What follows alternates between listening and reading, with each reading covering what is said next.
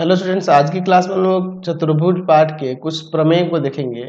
यहाँ जो हम लोग प्रमेय नंबर 1 से देखने वाले हैं, ये समांतर चतुर्भुज से रिलेटेड प्रमेय दिए हुए हैं। कह रहा है कि किसी समांतर चतुर्भुज की सम्मुख भुजाएं बराबर होती हैं। चलिए देखते हैं। हम लोग यहाँ पर एक समांतर चतुर्भुज बना लेते हैं। अच्छा, समांतर चतुर्भुज की परिभाषा से हमने देखा था कि समांतर चतुर्भुज वैसा चतुर्भुज होता है जिसकी आमने सामने की भुजाएं समांतर होती हैं। परिभाषा से हमें यही पता है कि आमने सामने की भुजाएं समांतर होती हैं। ठीक है, तो समांतर होती हैं, लेकिन हमें यहाँ क्या साबित करना है? बराबर भी होती हैं। वैसे तो मैंने बताया था आपको कि बराबर भी होती हैं, और इसको हम लोग आगे साबित करेंगे। देख रहे हैं ना, प्रमेय में आ गया। चलिए, तो हमारे पास बस यहाँ दिया हुआ है कि ABCD एक समांतर चतुर्भुज है। समांतर चतुर्भुज है, चतुर्भुज है, तो सिद्ध करना है। तो सिद्ध करना है, क्या सिद्ध करना है? आमने सामने की भुजाएं बराबर होंगी। ठीक है, तो AB बराबर हो जाएगा CD के, और यहां पर BC बराबर हो जाएगा DA के। ये इसके बराबर, ये इसके सम्मुख भुजाएं ना होती जी, आमने सामने की भुजाएं को ही सम्मुख भुजा कहते हैं। चलिए, तो इसमें हम लोग एक रचना करेंगे। रचना में क्या किया जाएगा कि किसी एक विकर्ण को मिला देंगे। जैसे मान लीजिए मैं यहाँ पे विकर्ण AC को मिला देता हूं। ठीक है, तो ये रचना है, इसलिए मैं यहाँ पे इसे डॉटेड कर दूंगा। ठीक है, चलिए यहाँ लिख देंगे कि विकर्ण AC को मिलाया। ठीक है, चलिए हमने विकर्ण AC को मिला दिया। अब इसका हम लोग यहाँ पर प्रमाण देखते हैं। हमें इसको साबित करने के लिए क्या करना होगा? हमें करना होगा कि इन दोनों त्रिभुजों को सर्वांगसम कर देंगे। तो सर्वांगसम कर देंगे तो CPCT से ये बराबर हो जाएंगी। तो चलिए यहाँ पे लिखते हैं त्रिभुज ABC तथा यहाँ ABC लिए, तो उसी के हिसाब से इसमें त्रिभुज कौन सा हो जाएगा? यहाँ पे ले लेंगे त्रिभुज CDA में। ठीक है, यहाँ ABC तो यहाँ CDA। ऐसा इसलिए लिए क्योंकि देखो हमें क्या करना होता है, यहाँ पे हमें इनके संगत शीर्षों को, संगत भुजाओं को, संगत कोणों को ध्यान रखना होता है सर्वांगसम करते समय। तो अगर आप यहाँ ABC लेंगे तो यहाँ पे हमने CDA इसलिए लिया क्योंकि देखो ये वाला कोण जो होगा इस कोण के बराबर होगा, तो इसलिए A शीर्ष C के यहाँ पे देख रहे हैं ना जी, इसी के AC के कॉरस्पॉन्डिंग है ना जी, तो इसीलिए हमने नाम उसी के हिसाब से लिया है। ये इसके बराबर क्यों होगा? एकांतर अंतःकोण से, ये समांतर है तो ये इसके बराबर, और यह वाला कोण जो होगा इस कोण के बराबर हो जाएगा, और AC भुजा जो हो जाएगी उभयनिष्ठ हो जाएगी। तो त्रिभुज सर्वांगसम हो जाएंगे कि नहीं? चलिए यहाँ पे एंगल BAC, इस त्रिभुज का एंगल BAC किसके इक्वल हो जाएगा? इधर हो जाएगा आपके DCA के। कैसे? एकांतर अंतःकोण। ऐसा एकांतर अंतःकोण के युग में इसलिए हुए क्योंकि ये देखिए ये समांतर चतुर्भुज दिया तो आमने सामने की बजाय समांतर होंगी, तो ये तिर्यक रेखा का काम करेगा, तो ये इस कोण के बराबर हो गया।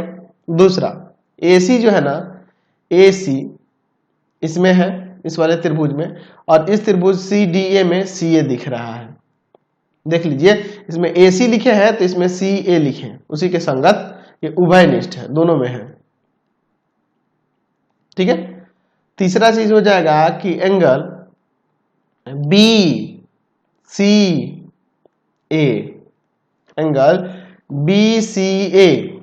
इक्वल टू में एंगल DAC, ये भी एकांतर अंतःकोण से हो जाएगा, एकांतर अंतःकोण के युग्म है इसलिए। तो यहां से ये दोनों त्रिभुज सर्वांगसम नहीं हो जाएगा, त्रिभुज ABC सर्वांगसम हो जाएगा त्रिभुज CDA के। कैसे? यहां पर आ जाएगा आपका एंगल साइड एंगल सर्वांग समता से। ठीक है, तो जब ये सर्वांगसम हो गया तो यहाँ अब लिख सकते हैं कि आमने सामने की भुजाएं आसानी से बराबर हो जाएंगी। CPCT से देख लो, इस त्रिभुज की भुजा अगर AB लेते हैं तो AB के संगत इसमें CD है। इसमें अगर मान लीजिए हम लोग लेते हैं यहाँ पर BC, तो BC के संगत इसमें क्या दिया है, DA।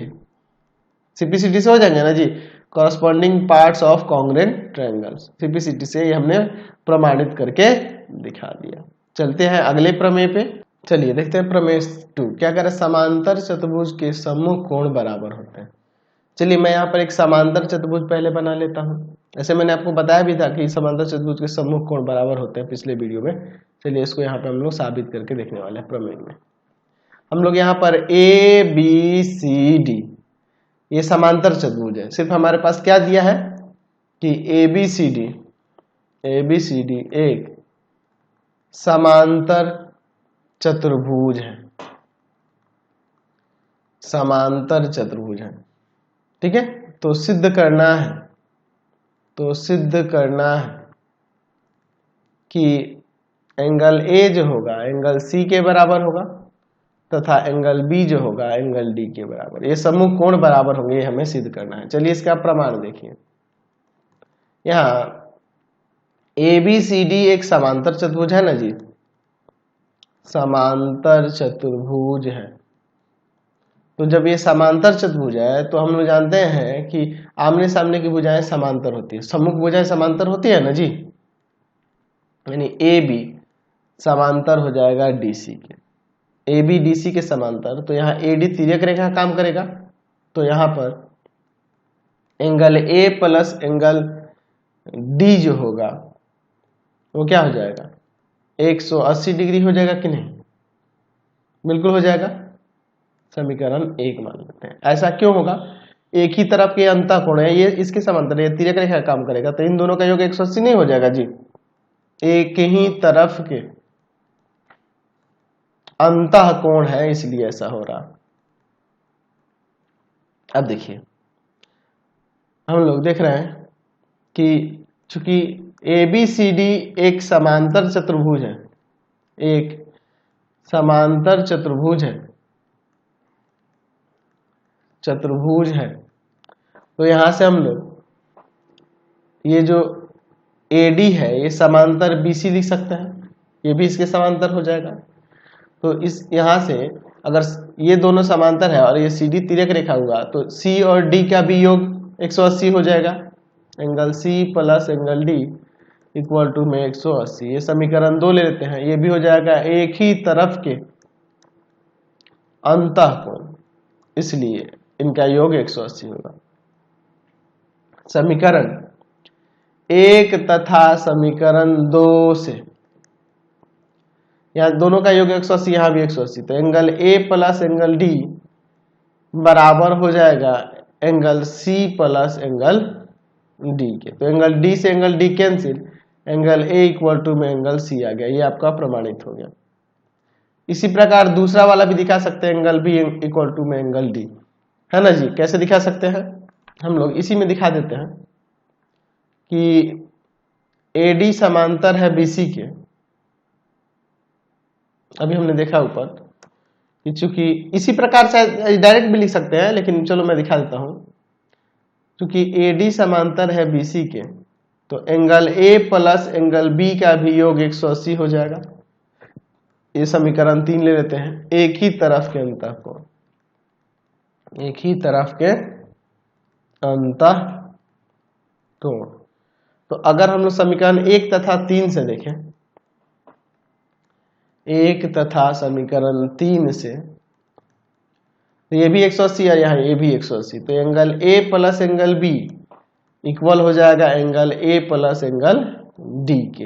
एंगल A से एंगल कैंसिल, एंगल B बराबर में एंगल D, ये भी हमने प्रमाणित करके दिखा दिया। तो यही ना दिखाना था कि जो समांतर चतुर्भुज होते हैं उनके सम्मुख कोण बराबर होते हैं। चलिए अगला प्रमेय देखते हैं, 3 नंबर। समांतर चतुर्भुज के विकर्ण परस्पर समद्विभाजित करते हैं। तो चलिए मैं यहाँ पर एक समांतर चतुर्भुज ले लेता हूँ, ठीक है। हमें यहाँ दिखाना है कि इनके विकर्ण जो होते हैं परस्पर समद्विभाजित करते हैं, यानी कि एक दूसरे को 2 बराबर भागों में बांटते हैं।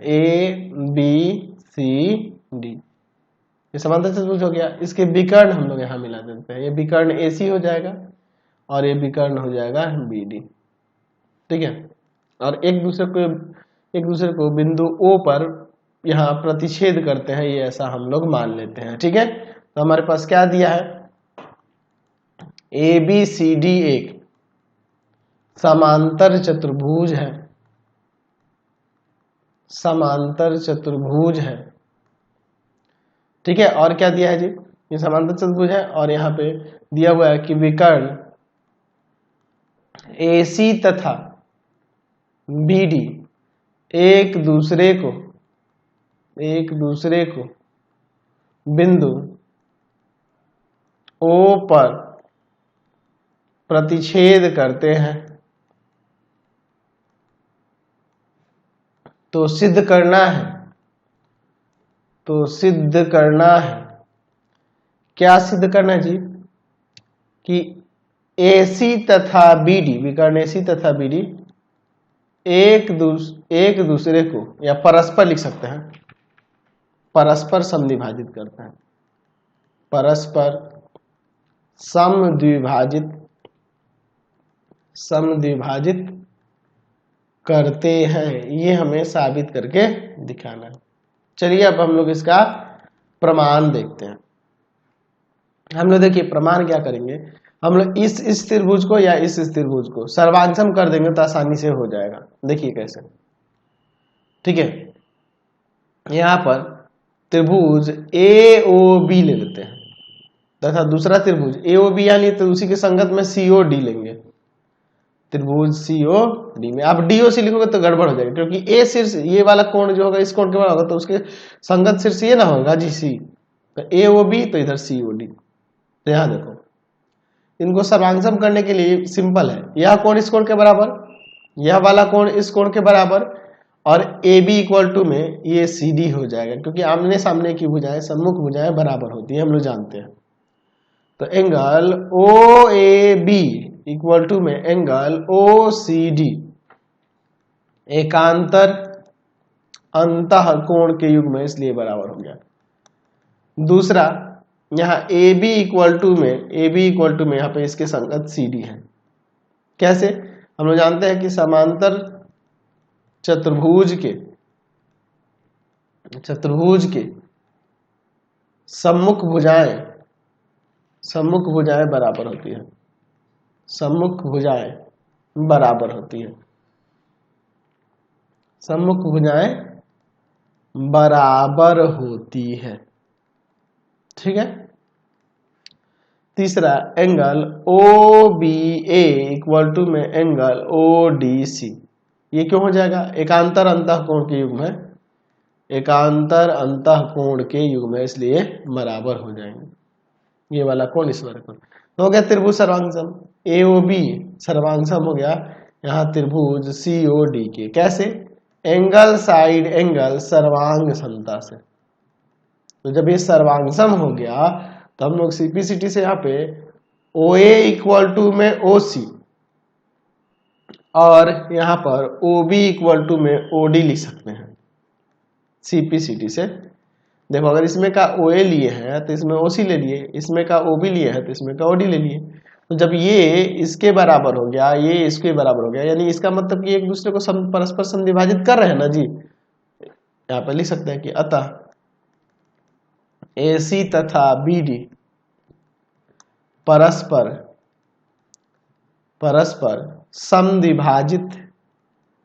समद्विभाजित